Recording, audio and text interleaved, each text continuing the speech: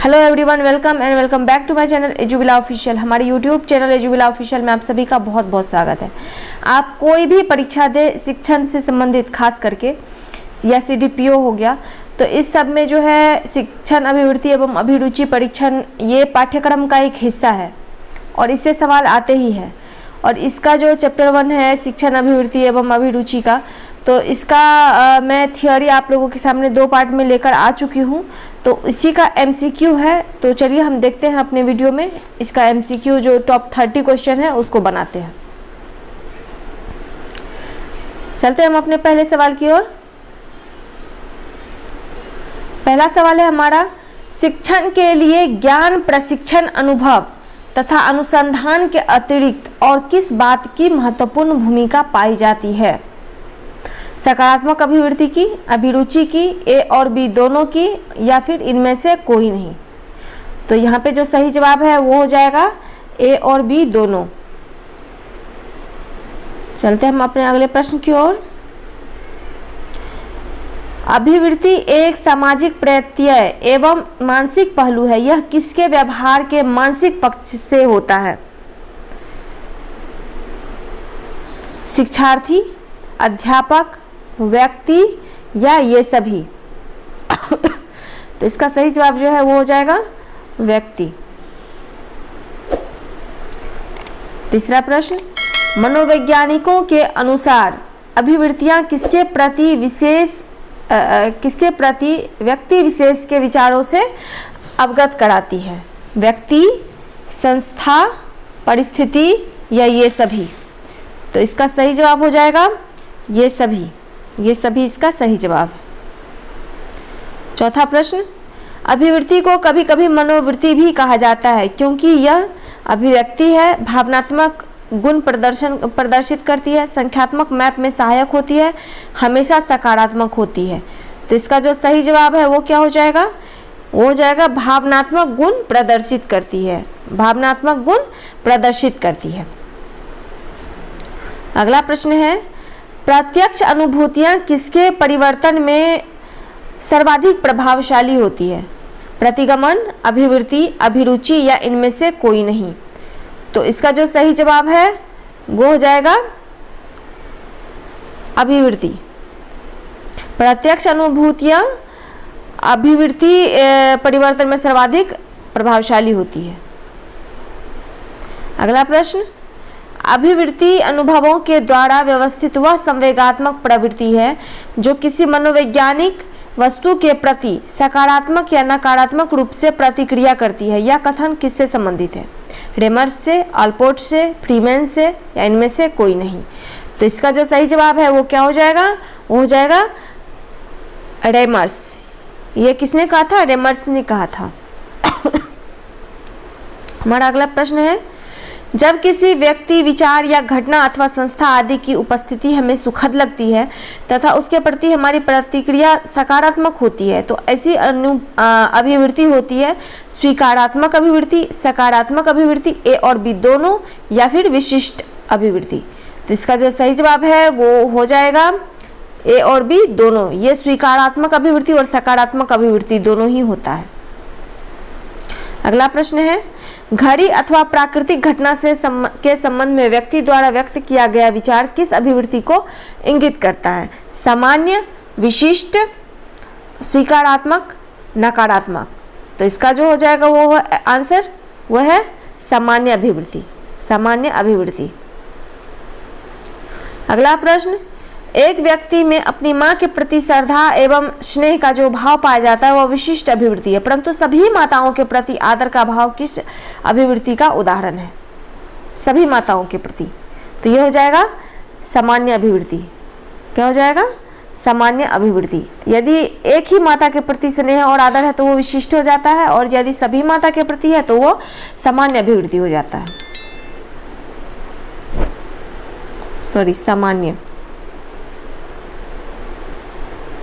सामान्य अभिवृत्ति।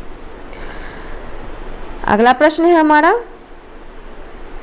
संपूर्ण वर्ग के प्रति विशेष घृणा का भाव किस प्रकार के अभिवृत्ति हैं? सामान्य, विशिष्ट, A और B दोनों या फिर इनमें से कोई नहीं? तो सामान्य वर्ग, यदि हम सामान्य समूह वर्ग लेते हैं, कोई सामान्य वर्ग लेते हैं, जब हम संपूर्णता को दिखाते हैं तो वो हो जाएगा सामान्य अभिवृत्ति। और इसी के स्थान पर यदि हम किसी एक व्यक्ति विशेष के प्रति घृणा का भाव प्रदर्शित करते तो वो हो जाएगा विशिष्ट अभिवृत्ति। किसी राजनीतिक पार्टी से घृणा एवं अविश्वास करना किस प्रकार की अभिवृत्ति है? भावात्मक, निषेधात्मक, सामान्य या इनमें से कोई नहीं? तो ये हो जाएगा निषेधात्मक। क्या हो जाएगा? निषेधात्मक। जब हम किसी पार्टी राजनीतिक पार्टी या फिर उसे घृणा करते हैं या अविश्वास रखते हैं तो वो हो जाता है निषेधात्मक अभिवृत्ति। अगला प्रश्न है हमारा, निम्नलिखित में से कौन अभिवृत्ति की विशेषता है? संवेगबद्धता, संज्ञानात्मकता, अनुकूलनशीलता या सभी? और इसका सही जवाब हो जाएगा ये सभी। ये सभी जो हैं वो अभिवृत्ति की विशेषताएं हैं। अगला प्रश्न है, अभिवृत्ति जांच उपयोगी होती है सफलता के मापन में, कार्य तीव्रता के मापन में, किसी कार्य को करने की सफलता को इंगित करने में या फिर क्षमता व कार्यकुशलता के माप में? तो इसका सही जवाब क्या हो जाएगा? इसका सही जवाब हो जाएगा सी नंबर, किसी कार्य को करने की सफलता को इंगित करने में।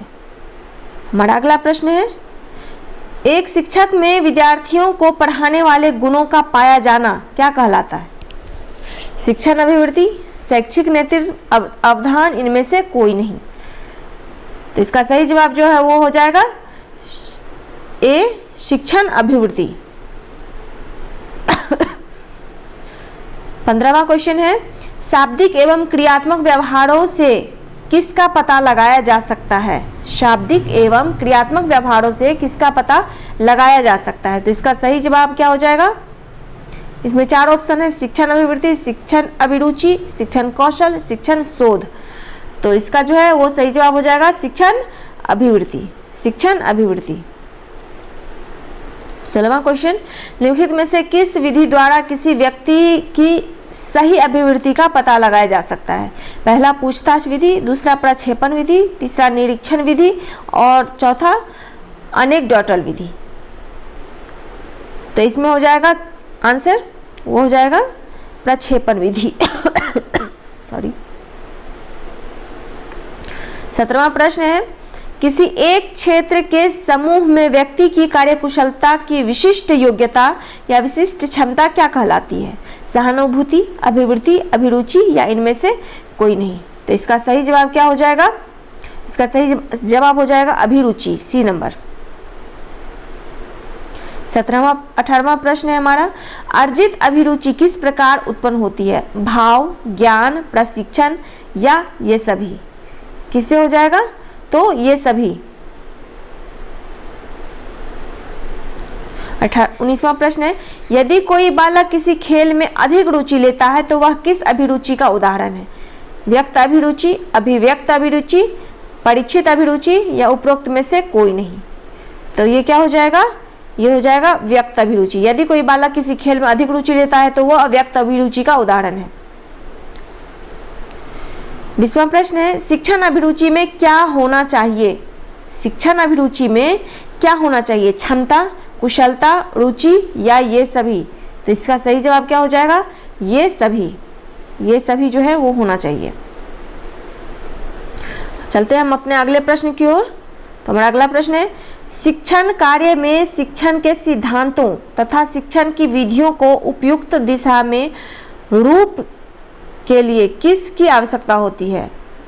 निरूपित करने के लिए। यहाँ पे हो जाएगा निरूपित करने के लिए, आवश्यक दिशा में निरूपित।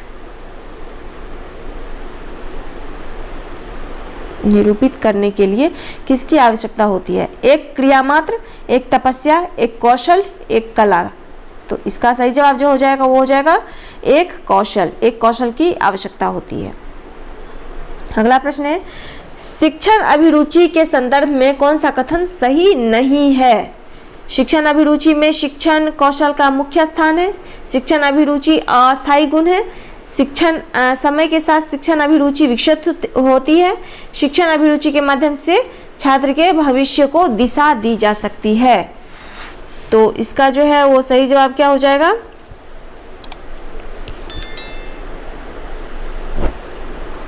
ये अस्थाई नहीं, ये अस्थाई है, स्थाई।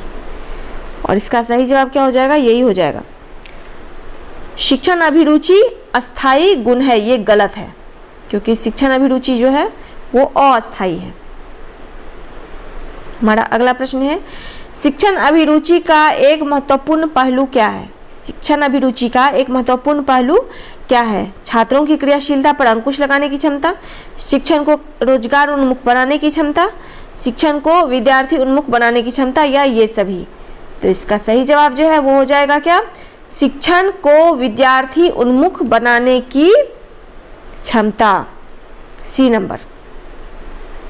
अगला प्रश्न है हमारा, छात्रों में अभिरुचि जागृत करने के लिए एक शिक्षक को किसकी जानकारी होनी आवश्यक है? छात्र की शारीरिक स्वास्थ्य की, छात्र के मानसिक स्वास्थ्य की, छात्र के मनोदशा की, या सभी की? तो इन सभी चीज़ों का ही ज्ञान होना हमारे शिक्षकों के लिए बहुत ज़रूरी है। छात्र की वो शारीरिक स्वास्थ्य हो, मानसिक स्वास्थ्य हो, या उसकी मनोदशा हो, तभी उसमें अभिरुचि जागृत की जा सकती है। 25वां क्वेश्चन है हमारा, एक शिक्षक द्वारा छात्रों की अभिरुचि को जागृत करने के लिए क्या करना चाहिए? छात्रों की अभिरुचि का मापन करना चाहिए, मित्रवत व्यवहार रखना चाहिए, ए और बी दोनों, या बच्चों की इच्छा पर शिक्षा? तो ये इसका जो सही जवाब है वो क्या हो जाएगा? इसका सही जवाब हो जाएगा ए और बी दोनों। छात्रों से हमें मित्रवत व्यवहार भी रखना है और उसकी अभिरुचि का मापन भी करना है। अगला प्रश्न जो है वो है, निम्न में से कौन सी विधि के माध्यम से छात्रों में रुचि उत्पन्न की जा सकती है? प्रजातांत्रिक विधि, सहगामी शिक्षण विधि, ए और बी दोनों, या इनमें से कोई नहीं? तो इसका सही जवाब जो है वो हो जाएगा ए और बी दोनों। क्या हो जाएगा इसका सही जवाब? ए और बी दोनों। प्रजातांत्रिक विधि और सहगामी शिक्षण विधि ये दोनों ही आवश्यक हैं छात्रों में रुचि उत्पन्न करने के लिए। अगला प्रश्न है, शिक्षण अभिवृत्ति एवं अभिरुचि का कौन सा उद्देश्य नहीं है? शिक्षण को सफल बनाना, शिक्षण को रोचक एवं वैज्ञानिक बनाना, छात्रों में रटने की प्रवृत्ति। यह है छात्रों में रटने की प्रवृत्ति। रटने की प्रवृत्ति को बढ़ाना, छात्रों में मानवीय मूल्यों का विकास करना। तो इसका जो उद्देश्य नहीं है वो यही है, छात्रों में रटने की प्रवृत्ति को बढ़ाना। हमारा उद्देश्य, एक शिक्षण अभिवृत्ति का उद्देश्य कभी भी रटने की प्रवृत्ति को बढ़ाना नहीं हो सकता है। जीवन में सफलता अर्जित करने के लिए क्या आवश्यक है? प्रतिकूल परिस्थितियों में के अनुरूप अपने आप को ढाल लेना और परिश्रम से ना भागना, अवसर प्राप्त करने की क्षमता विकसित कर लेना, भाग्य का अनुकूल होना, या ये सभी? तो इसका सही जवाब क्या हो जाएगा? इसका सही जवाब हो जाएगा हमारा प्रतिकूल परिस्थितियों के अनुरूप अपने आप को ढाल लेना और परिश्रम से नहीं भागना। जो इंसान परिश्रम से नहीं भागेगा वो सफलता अर्जित कर लेगा। शिक्षण के अतिरिक्त स्कूल की अन्य प्रक्रियाओं के बारे में एक शिक्षक के रूप में आप किस प्रकार की अभिवृत्ति प्रदर्शित करेंगे? सकारात्मक, नकारात्मक, उदासीन, निष्क्रिय? तो इसका जो सही जवाब है वो क्या हो जाएगा? ऑफ कोर्स ये सकारात्मक होगा। शिक्षण के अतिरिक्त स्कूलों की अन्य प्रक्रिया में एक शिक्षक के रूप में हमें हमेशा सकारात्मक अभिवृत्ति ही प्रदर्शित करना चाहिए। अगला प्रश्न है हमारा, आपकी दृष्टि से वह शिक्षा सफल है जो देश की अभिवृद्धि में यो सहयोग दे, आपको आत्मसुख दे, आपको समाज में सम्मान दे, आपको व्यवसाय दे। तो इसका जो सही जवाब है वो क्या हो जाएगा? वो हो जाएगा देश की अभिवृद्धि में सहयोग दे। ये शिक्षा का जो है वो उद्देश्य है। ये भी शिक्षा का एक इम्पोर्टेंट उद्देश्य है कि देश की अभिवृद्धि में सहयोग देना। तो ये था हमारा आज का शिक्षण अभिवृत्ति एवं अभिरुचि परीक्षण का शिक्षण अभिरुचि एवं अभिवृत्ति परीक्षण का MCQ था पहला चैप्टर से। तो यदि आपको हमारा ये वीडियो अच्छा लगा हो तो चैनल को सब्सक्राइब कीजिए, बेल आइकन को हिट कीजिए, अपने दोस्तों के साथ शेयर कीजिए और वीडियो को लाइक कर दीजिए। इससे हमें मोटिवेशन मिलता रहेगा। मिलते हैं हम अगले वीडियो में, तब तक के लिए थैंक यू।